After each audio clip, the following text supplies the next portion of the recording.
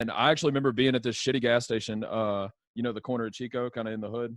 Yeah. The BP By there. your barber? Yes. Whenever Nice. you had Freddie on Fairly Normal, before y'all had a podcast together.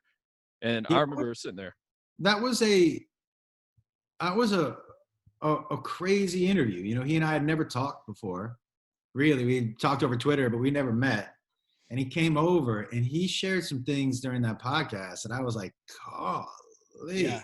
I was not expecting that. Surprisingly fascinating.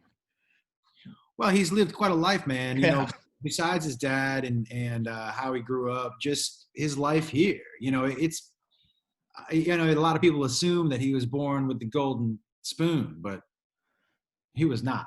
Right. You know, he was not. And not only that, he was born with a ghost hovering over him of who he was going to be compared to, because he had his name and everything.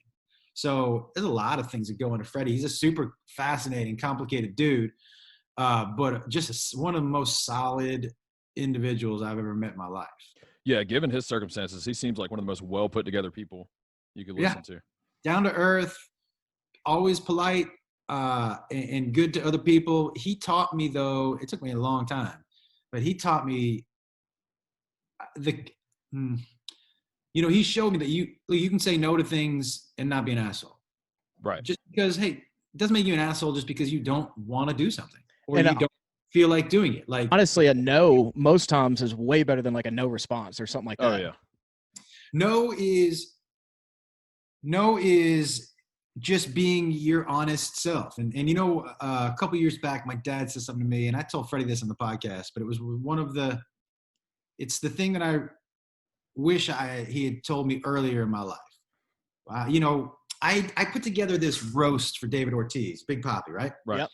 And it was amazing. And we did it at the House of Blues in Boston, and Gronk was there, and Anthony Mackie was there, and Dustin Pedroia was there, and like Bill Burr.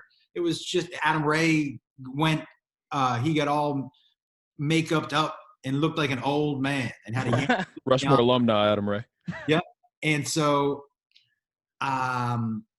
it went well, really well. And that night we were having dinner, my mom, my dad, my brother, and I.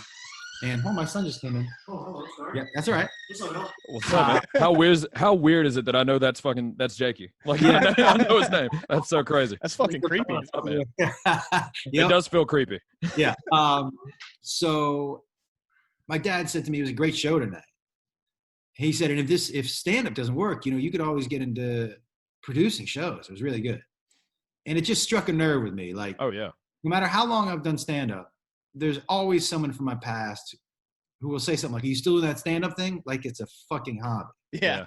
And it's the one thing that when people ask it seriously, like I know that after listening to this, I'll get some wise ass things on internet, and that doesn't bother me. But when one of my friends, somebody who knows me, right, who knows how long I've been doing this and how much I've put into it, says, you still doing stand-up? Yeah, motherfucker, that's my job. Yeah, that's your backbone.